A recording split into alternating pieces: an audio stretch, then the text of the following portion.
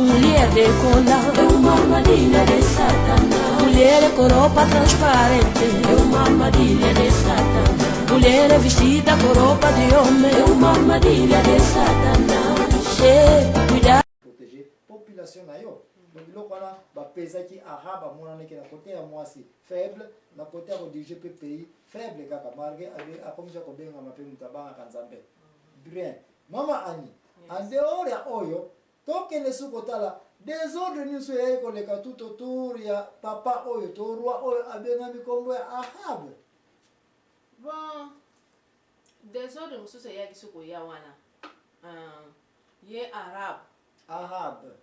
pardon, alingaki asala mwa jardin na ye akomisa mo monene, you know, donc azalaki alingaki ekoma monene na palace na ye place na kolala na palace na ye. Mais sikoyo parti oyo mosusu ye azalaki koluka abakisa ezalaki ya ye te, ezalaki ya bato, ezalaki ya Nabot. Donc Nabot wana mpe azalaki kobanga nzambe, azalaki kosalela nzambe.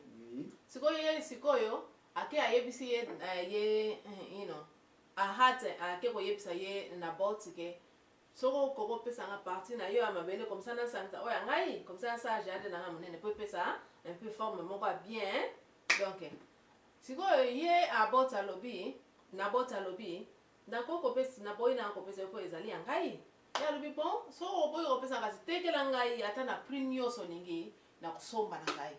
Abi jamais ngana ko pe tekela ngo te po o ezali biloko héritage ya bakoko donc junga na kokufa na kotikela ngo bana apa kotikela bana bango, donc ezali loko héritage ezali awa. To moyen na pesa yo ezate moyen pe na tekela yo ngo ezate. Sikoyo ye roi asali boy tanga yoka kibongo nde avandaki na mawa susi ya ndengwa na mobale ya Jezabel. Roi azalaki na susi akana akozongi na ndako na ye aboyi kolia aboyi komela donc azalaki ka mawa ye mobale ye mwasi Jezabel amoni ka mbane mama suka tuni papa chéri likambo nini nde no vandi kaka mawa bo nini ezoleka nini penda ezali kati na ye. Abio bien province ate ti atune yebisanga nini ezoleka pe po na moni ozalaka bote siko ozalaka mama olinko oliata olinko belate yebisanga nini qu'est-ce qui ne va pas. Abi problème esili ya yebisanga papa donc so ino ezotungisa yo ye moko yibinga na kobongisa kaka pona te motungisa mwasi eleka yeminga yebisa antuka ngai problème na ngai ezali nakende oyebisa Nabot ate apesanga mabele na ye comme ça na sa jardin na nga malamu aboyi aloyi mo apesanga yango eza te yango mpenza esali nga mawa. Abi ok kose déranger te jardin wana mabele wana eza deja ya yo kose déranger te eza yo. Sikoyo mama yango lokola ndenge tozoloba kaka Jezabel molimo ya Jezabel oyo ezaki aza na makambo elengi te oyo ye akosala mobali aza na mwa koloba te. Donc ntango ayoki po asepesa mobali na ye alobi fo asala je moko boye eleka wana comme ça mabele wana ekoma ya mobali na ye azwi soki papier moko asigne nani moko boye apesi rapport moko mabe akoseli ye Nabot asalaki makambo mabe mais azwi signature akomi lettre moko boye et puis atie signature ya mobali na ye sans même ayebisa mobali na ye. Ozo comprendre molimo Jezabel molimo autorité si mobali mobali ayebi te azwi ye mwasi azwi meme na signature ya mobali azwi tampa atie signature na kati kuna ayebisi yango na butu wana kaka donc ake ayebisi bakonzi nyonso ke Nabot likambo asali awa eza malamu te aboyi kondimela banzambe na ngai nzambe na Israel. Ozo comprendre pourtant ye asambelaka nzambe na Bala asambelaka nzambe na Israel te ma akosi nini Nabot alobi aboyi kosalela nzambe na Israel akosi bango bongo po na nini po ye mobali na ye aza kosalela mpe nzambe na Israel ye mwasi mutu aza kosalela nzambe na Bala. Ozo comprendre siko mwa confusion wana bango mpe fale bayeba nzambe nini oyo azoba bayebi kake lokola mobali na ye mpe asalelaka nzambe na Israel donc aza kokanisa kaka donc nzambe na Israel ya solo alobeli. Ozomona donc bapesi rapport wana ke asaleli aboyi donc aza contre nzambe na Israel yango soki ye Nabot yango soki akozala guilty donc coupable soka kozala coupable donc tokoboma ye na mabanga ozomona tokoboma ye na mabanga butu wana donc mobali na ye sans ayeba batrick nyonso ye mwasi na ye Jezabel azosalaka sans ayeba butu wana mpe bato baye wana baje Nabot batuni ye wana abio nini ti ayeko abazwi ye azalaki coupable donc ntango asisa ye kaka mbala moko bazwi ye batiki akende ti apusana pembeni na montagne wana bazwi mabanga bambi ye ti akufi ntango akufi wana nde banyama bayaki nde kutu baleba nzoto na ye boyeboye ozo comprendre Jezabel ntango azongi na ndako na ye Jezabel ntango azongi na ndako ayebisi ye o papa na bana donc mabele wana nayebisaki ndeka nayebisaki eza deja yo eza wana eza ya yo abi mpona nini abi kende kaka kotala mobali mpe sans avre ake atali amona boye Nabot asi akufaki deja amoni mpenzaki eza pene ya solo lokola akufi donc mabele ekomi ya ngai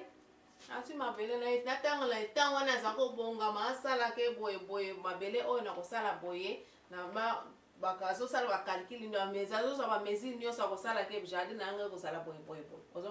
ozokona ndenge kaka nazoloba bongo wana sikoyo nzambe nde atindaki susu profete mpo akende koyebisa mobali na ye atindi profete ele akende koyebisa ye mobali na ye ke mabele wana azwi nde place bakoboma ye bakotia ye mpe kaka bodonke nde acte wana ekosala soki yo kokontinue. Merci mama Ani mpona kopesa biso histoire ya Nabot. Histoire oyo bondimi nyonso na banza osi oyoka yango epai ya papa paster na bino asi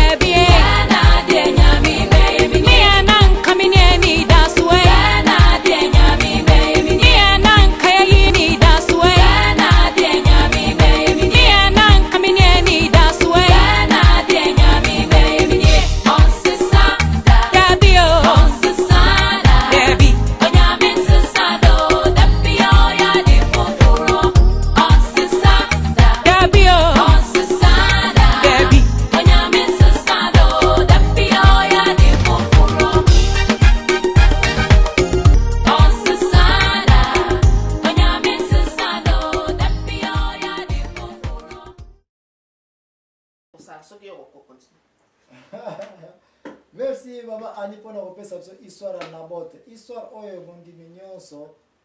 na banza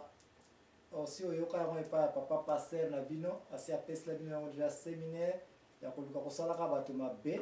ya koluka kobotolaka bato babiloko eke biloko oyo quel que soit le cas ezongelaka biso soki biso te ezongelaka bana na biso. Mama Ani osali mosala kitoko na ndenge okusi biso mwa mosika boye nga na konivele kaka na baplace oyo ezali ke mwa bafaille esalemi mpo plateau ezala mpe sans bagrabens. Alors tokomi na niveau où Nabot ndenge olobi azalaki camarade ya balupangu ekangana na bango ba Jezabel na lupangu na bango na ndako na bango na palace royale na bango.